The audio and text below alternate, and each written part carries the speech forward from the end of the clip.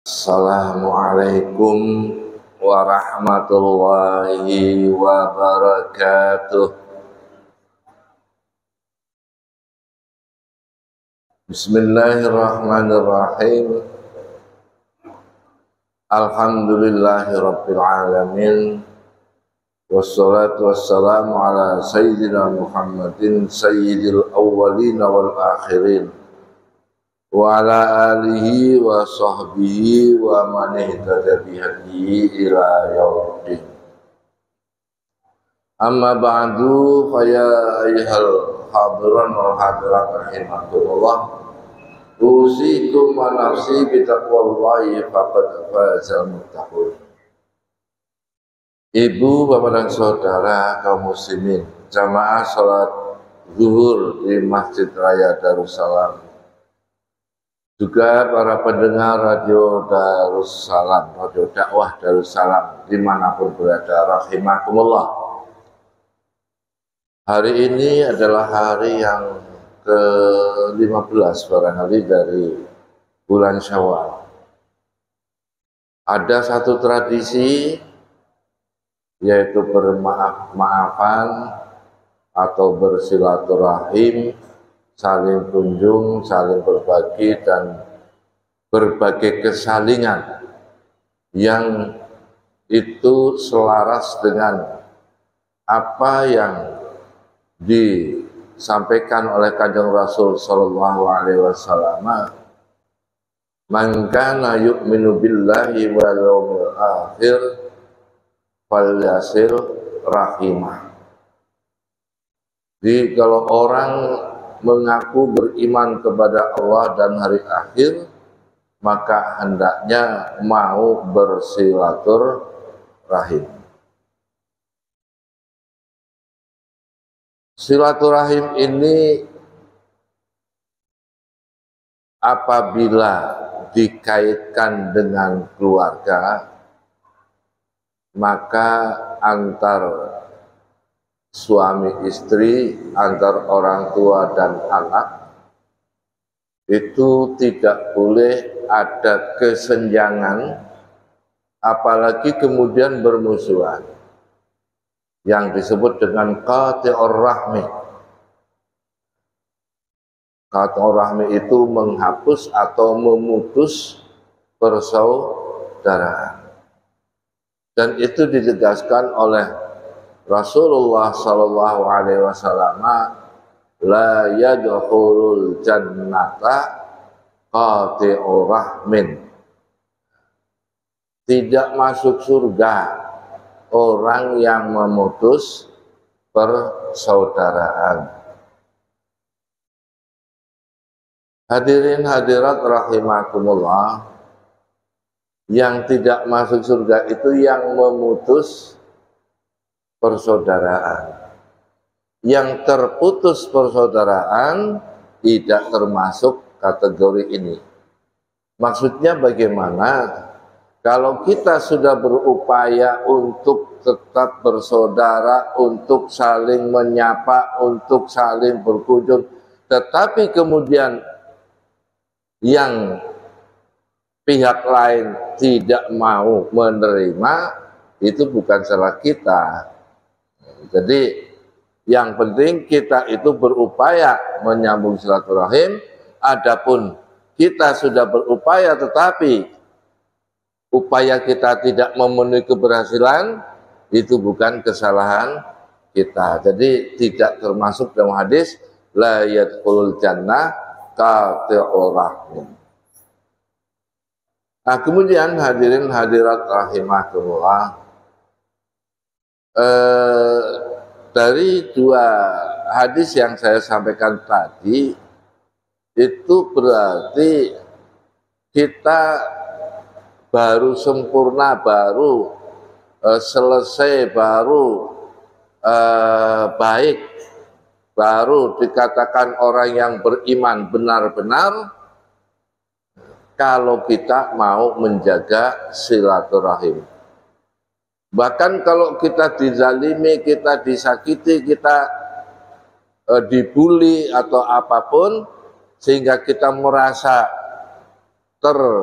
zalimi, kita tetap berkewajiban untuk berupaya bersilaturahim dengan cara memaafkan, melupakan, dan menganggap tidak ada kesalahan orang lain kepada kita. Jadi luas arti silaturahim tadi, karena apa? Kemudian apabila kita sampai terlena mengikuti ego kita, mengikuti nafsu kita, loh siapa yang salah? Saya itu nggak bersalah kok, masa saya minta maaf misalnya. Loh dia kan lebih muda, saya ini lebih tua. Yang muda datang kepada yang tua misalnya. Loh saya ini kan lebih dipandang oleh masyarakat, dia itu siapa? Bukan siapa-siapa. Nah, kalau kita belum bisa mengalahkan ego kita, kemudian kita terlena tidak menyambung silaturahim, dikatakan tadi oleh dua hadis tidak beriman, atau bahkan dikatakan tidak masuk surga. Na'udzubillah min dzalik. Hadirin hadirat rahimakumullah, itu jelas pahala ataupun reward dari Allah Subhanahu wa taala kepada kita yang menjaga silaturahim yang akan kita dapat nanti di akhirat. Allahumma amin. Selain itu, ada penjelasan bahwa silaturahim itu di samping merupakan salah satu perintah agama yang kemudian disebutkan sebagai penyempurna iman, dan juga si pelaku silaturahim itu diwajibkan untuk masuk surga. Maka ada hadis lain yang menyatakan bahwa silaturahim itu juga akan membawa dampak positif bagi kita. Man akhabba ayyub satalahu rizquhu. Rasulullah Shallallahu Alaihi Wasallam pernah bersabda, apabila orang itu ingin bertambah umurnya, ingin mendapatkan keluasan rezekinya, maka hendaknya bersilaturahim. Dan di sini dikatakan man akhabba, siapapun, baik kita orang yang beriman, bahkan orang yang tidak beriman pun, apabila mau bersilaturahim akan mendapatkan dua keberuntungan tersebut. Kenapa saya sering mengatakan baik untuk orang yang beriman maupun untuk orang yang tidak beriman? Karena memang Allah Subhanahu wa taala sifat kasih sayangnya itu bisa berbentuk Rahman, bisa berbentuk Rahim. Kalau berbentuk Rahman, maka kasih sayang Allah itu berlaku untuk seluruh anak cucu Adam, baik yang muslim maupun yang non-muslim. Kalau menggunakan sifat rahim, maka kasih sayang itu khusus untuk orang yang beriman, yang insya Allah dan pasti karena Allah yang menjanjikan, itu akan kita terima di akhirat nanti. Nah, dalam masalah silaturahim ini, untuk rahimnya Allah jelas tadi masuk surga. Kemudian kalau dikatakan masuk surga, ya selamat dari api neraka. Nah, kalau dari sifat rahmannya Allah, siapapun di dunia ini, baik dia muslim maupun tidak muslim, kalau mau menjaga silaturahim, yang pertama akan diperluas rezekinya. Diperluas rezekinya itu kalau kita melihat ilmu ekonomi, rezeki kan kaitannya dengan ekonomi. Itu yang namanya aset kalah penting dengan akses. Aset itu adalah modal atau harta milik kita yang digunakan untuk berusaha. Atau pokoknya modal kita disebut aset. Akses itu adalah pintu kita untuk berhubungan, berinteraksi dengan orang lain. Gambarannya, kita punya aset sehingga bisa memproduk apapun, apakah berbentuk makanan, berbentuk pakaian, yang jelas harta ekonomi. Kita punya aset, tapi kita tidak punya akses, tidak punya hubungan dengan siapapun. Maka produk kita bagaimana akan dibeli, bagaimana akan laku, bagaimana akan laris, karena kita tidak punya akses. Sebaliknya kalau kita punya akses karena kita sering bersilaturahim dengan siapapun saja, maka produk kita juga akan mudah laku. Karena memang kita punya hubungan dengan pihak lain. Itu maksudnya saya sampaikan di sini, dalam ilmu ekonomi pun yang namanya akses lebih diutamakan daripada aset. Nah, di dalam kita mempelajari hadis tadi, maka kita mengenal bahwa orang yang banyak bersilaturahim maka akan mudah di dalam mendapatkan rezeki. Orang sekarang bilang punya link, punya jaringan. Kalau nggak punya jaringan, nggak punya link, itu susah sekali. Nah, ya mohon maaf, ini juga kritik ke dalam, terutama lembaga-lembaga keislaman yang sudah mulai terbuka untuk memiliki usaha mandiri. Misalnya ini ada majelis taklim, supaya majelis taklimnya tanpa dibantu juga tetap jalan, umpamanya bikin kalender. Nah, kalender itu dijual kepada jamaah. Atau pondok pesantren, sekarang lagi ngetren pada bikin kopi. Kopi dijual kepada pondok pesantren yang lain dan sebagainya. Nah, yang ingin saya kritik di sini adalah bahwa kalau sudah berniat usaha, ya usaha yang baik, usaha yang mempunyai kesamaan dengan usaha-usaha yang lain. Maksudnya jangan sampai kita punya usaha tetapi bisa berjalan karena ada faktor kasihan.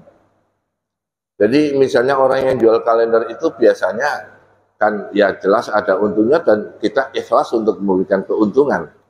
Tapi sering sekali orang sepertinya membeli hanya kasihan ini pondok pesantren ini.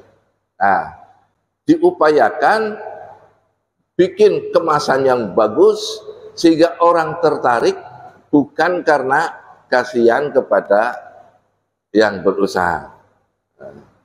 Ini saya sampaikan karena ini lagi ngetren ini, pondok pesantren pada mandiri, ya, pada bikin produk-produk macam-macam, bahkan sabun, sampo juga ada dari pondok pesantren. Tapi sering sekali marketingnya itu tidak mengandalkan kualitas dari produk, tetapi mengandalkan mudah-mudahan seakan-akan, mudah-mudahan orang yang mau beli itu dapat pahala. Nah, sehingga di situ ada unsur kasihan dan seterusnya. Baik, Hadirin hadirat rahimakumullah, ini tadi dalam masalah rahmannya Allah memberikan anugerah, memberikan kenikmatan kepada hambanya, tidak terbatas kepada muslim saja, tetapi kepada non-muslim juga. Yang kedua adalah diperpanjang umurnya. Diperpanjang umurnya ini menimbulkan semacam polemik.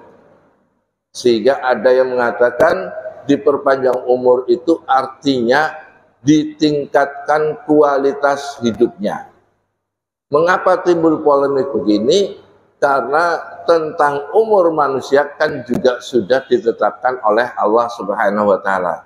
Sejak dia di rahim umur 4 bulan udah dikatakan bahwa orang ini bakal berumur sampai sekian.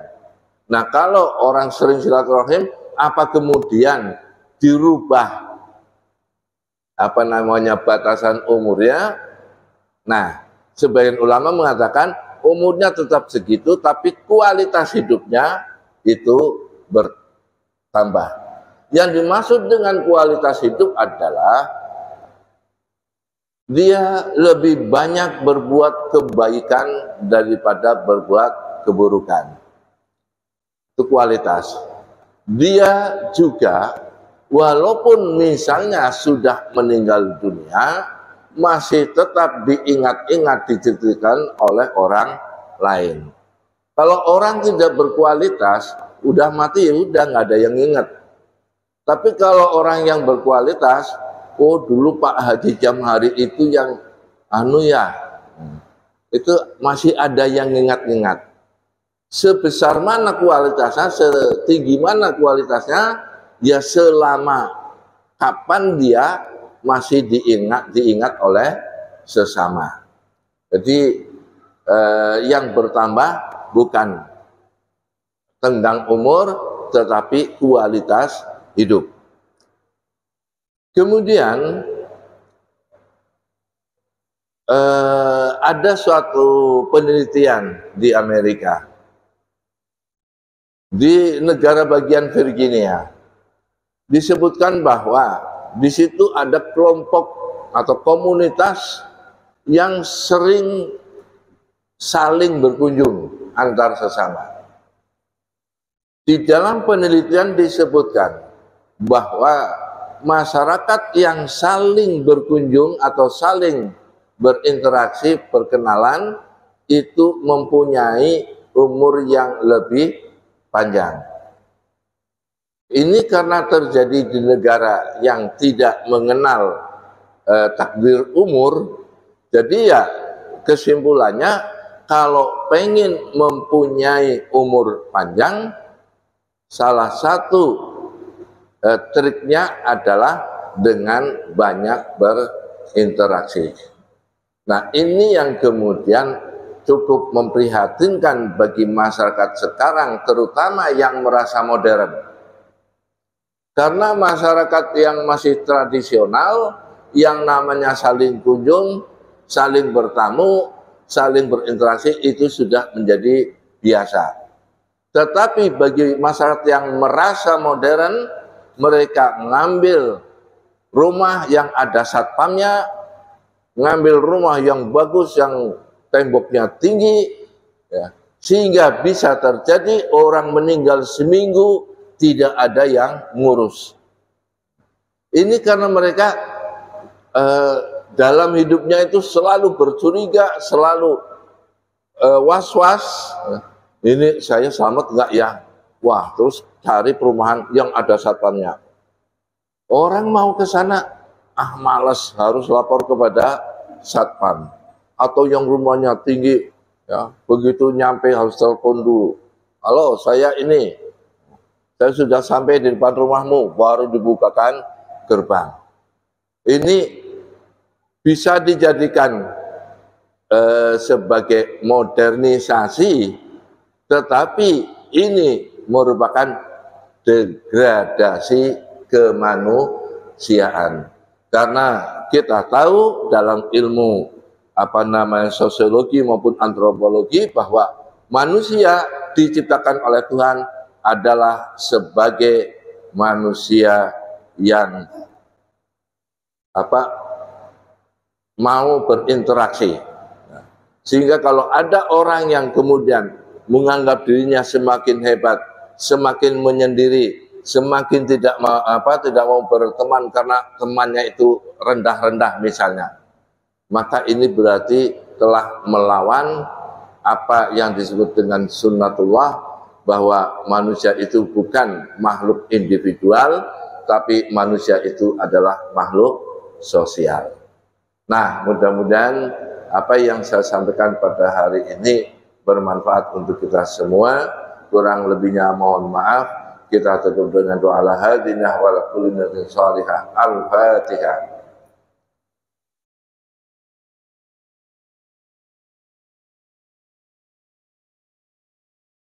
Allahumma shalli ala Muhammadin nabiyil ummi wa ala alihi wa sallam. Allahumma lakal hamdu wa ilaikal mustaqim wa antal musta'an wa la haula wa la quwwata illa billahil aliyyil azim. Allahumma anfa'na fima 'allamtana wa 'allimna bima yanfa'una. Rabbana arinal haqqa haqqan warzuqna wa arinal batila batilan warzuqna. Rabbana ighfir lana ma akhtana wa ma ta'ammadna wa ma asrarna wa ma a'lanna wa ma anta a'lam bi minna antal muqaddim wa antal mu'akhir. La ilaha illa anta. Rabbana atina fid dunya hasanatan wa fil akhirati hasanatan wa qina adzabannar. Wa sallallahu ala sayyidina Muhammadin nabiyil ummi wa ala alihi wa sahbihi wa sallam taslima. Walhamdulillahi rabbil alamin. Taqabbalallahu minkum. Wallahu muwaffiq ila aqwamit thoriq. Wassalamualaikum warahmatullahi wabarakatuh. Allahumma salli ala Muhammad. Allahumma salli alaihi wa sallim. Allahumma salli ala Muhammad. Allahumma salli alaihi wa sallim. Allahumma salli ala Muhammad. Allahumma salli alaihi wa sallim. Allahumma salli ala Muhammad. Allahumma salli alaihi wa sallim. Allahumma salli ala Muhammad Rasulullah. Ya Rabbi salli alaihi wa sallim Habibullah.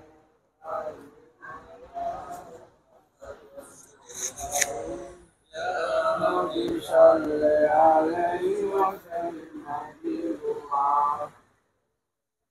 Minna wa minkum taqabbal ya karim.